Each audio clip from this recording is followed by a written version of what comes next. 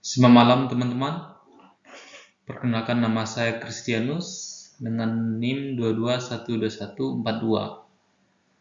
Di sini saya akan bahas tentang perusahaan Shopee, yaitu digital marketing dan e-commerce. Oke, kita langsung saja.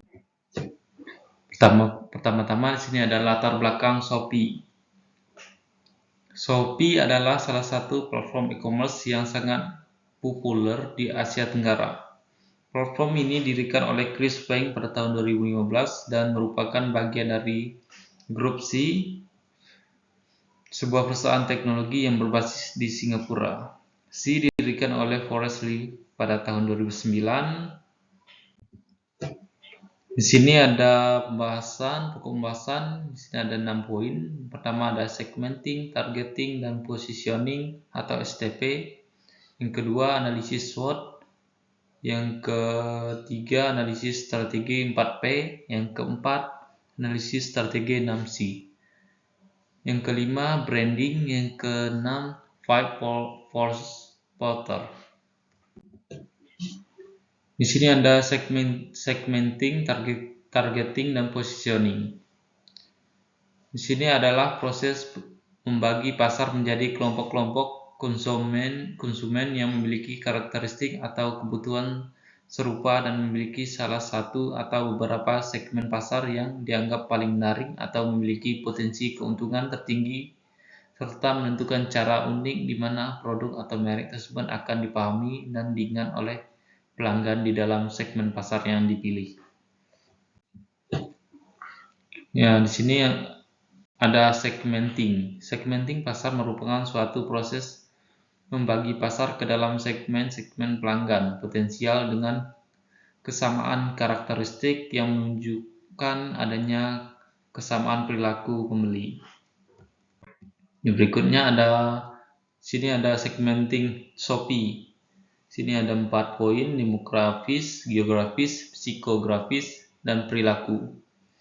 Di demografis di sini ada usia, gender, dan pendapatan. Untuk geografis ada lokasi geografis.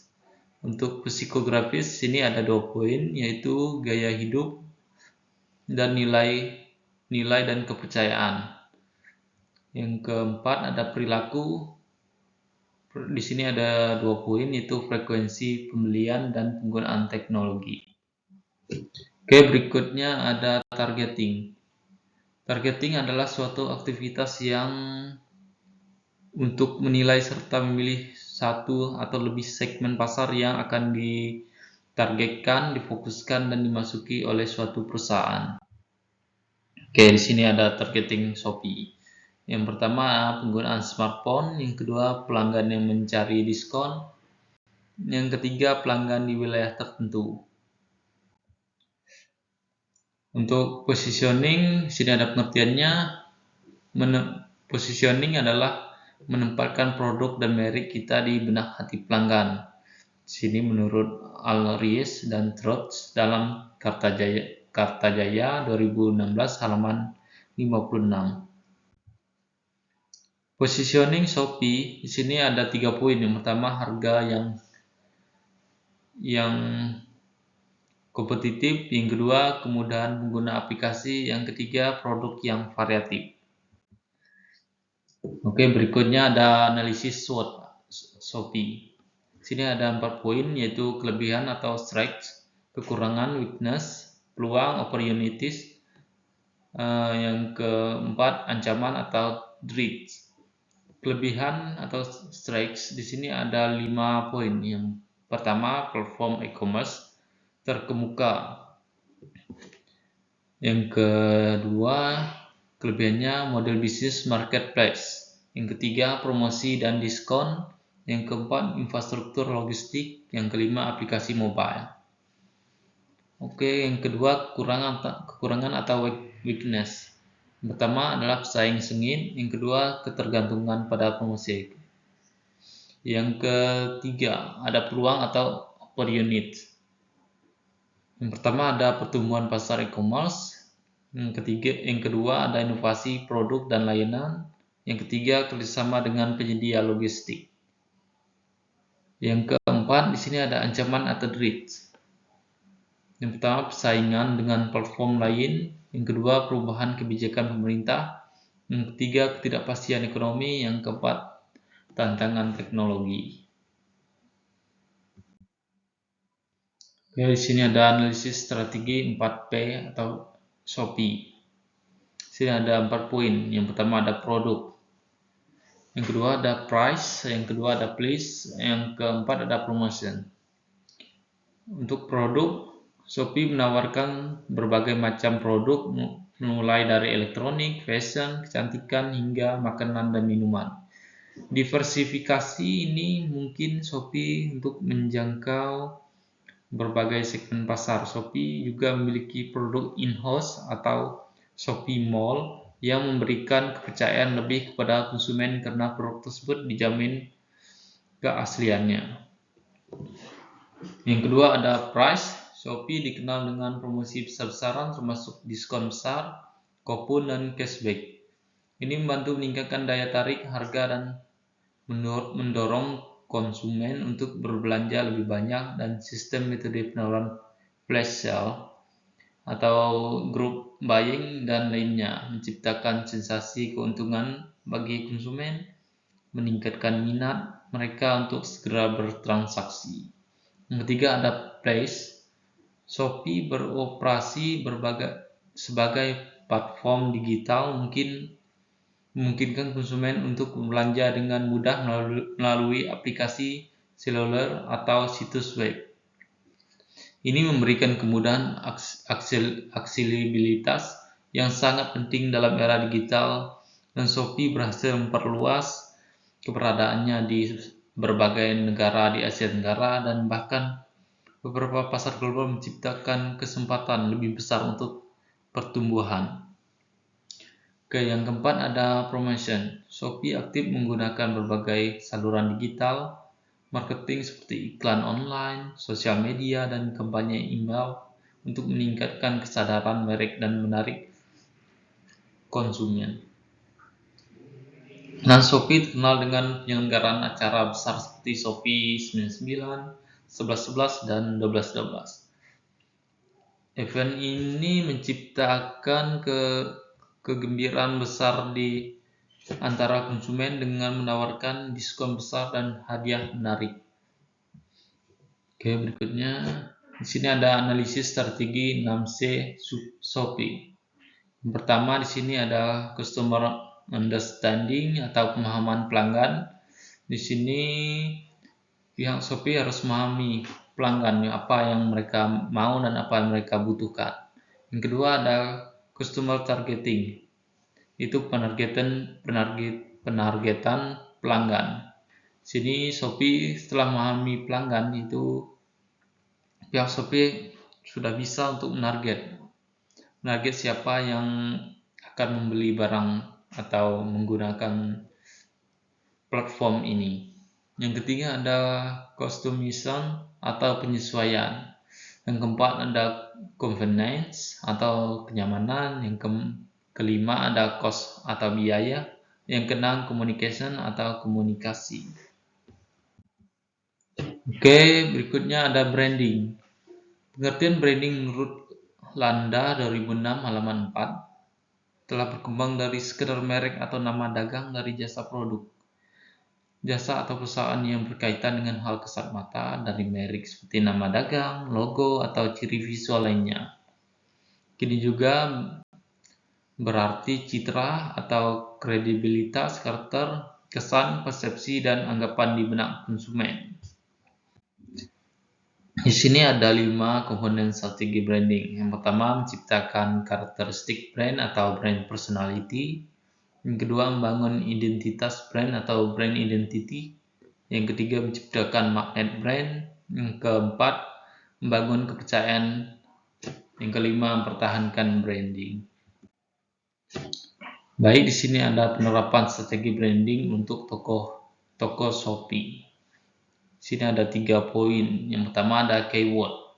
Keyword salah satu contoh dari keyword dalam prinsip branding yaitu tagline atau slogan. Tagline atau slogan biasanya memberikan gambaran akan tujuan dengan maksud dari suatu bisnis. Sini ada contoh tagline dari Shopee, yaitu beli semua di Shopee, merupakan salah satu contoh tagline yang menjadi ciri khas Shopee. Yang kedua ada Keyson. Keyson biasanya berupa jingle atau theme song. Nada dan intonasi yang khas akan membuat brand, toko, atau produk Anda mudah diingat. Anda dapat membuat jingle sederhana dan unik untuk toko Anda. Kemudian jingle tersebut dapat digunakan saat Anda melakukan promosi di Shopee Live atau Shopee Video untuk menarik perhatian calon pembeli. Yang ketiga, key visual. Key visual adalah visual pertama yang diingat saat seorang menyebut sebuah brand.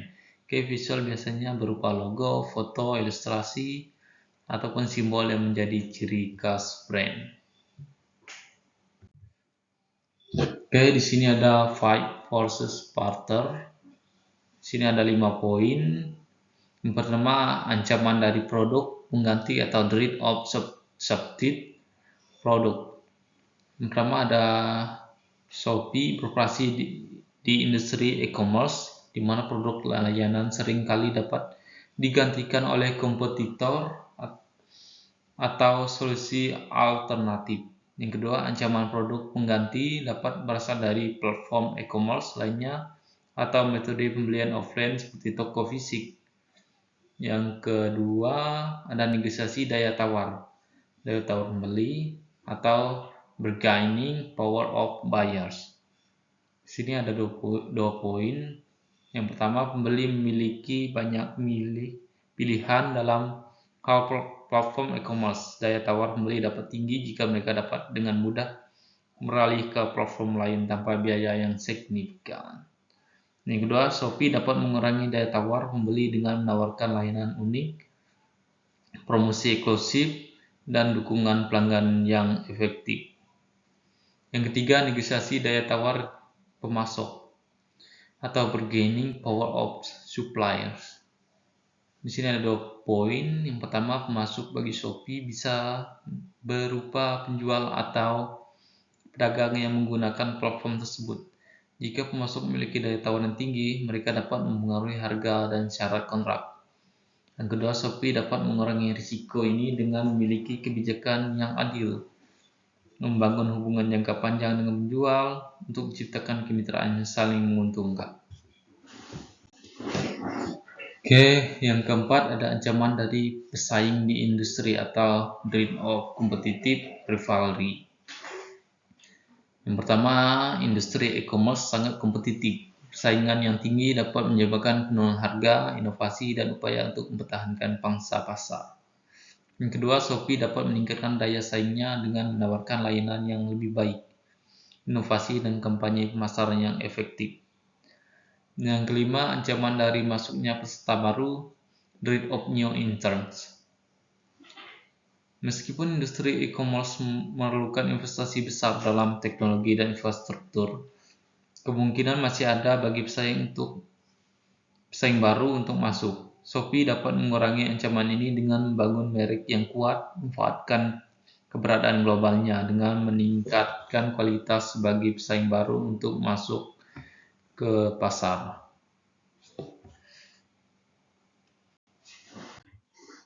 Oke, baik. Di sini ada kesimpulan secara umum bahwa Shopee sukses dalam mengembangkan model bisnisnya dengan fokus pada inovasi, penetrasi pasar regional, dukungan terhadap pelaku usaha kecil, dan menciptakan ekosistem terintegrasi yang melibatkan berbagai aspek pandangan elektronik. Pertumbuhan bisnis Shopee tidak hanya tercermin dalam metrik finansial seperti pendapatan dan keuntungan, tetapi juga dalam pengaruhnya terhadap ekosistem perdagangan elektronik di wilayah-wilayah di mana mereka beroperasi, dengan terus menyesuaikan strategi mereka dengan perubahan pasar dan kebutuhan konsumen. Shopee memiliki potensi untuk terus berkembang di masa mendatang. Baik, ini kesimpulan dari pembahasan tadi. Oke, kita lanjut. Oke, sekian teman-teman yang dapat saya presentasikan. Jika ada kata-kata yang salah, kekurangan, saya minta maaf. Saya ucapkan terima kasih.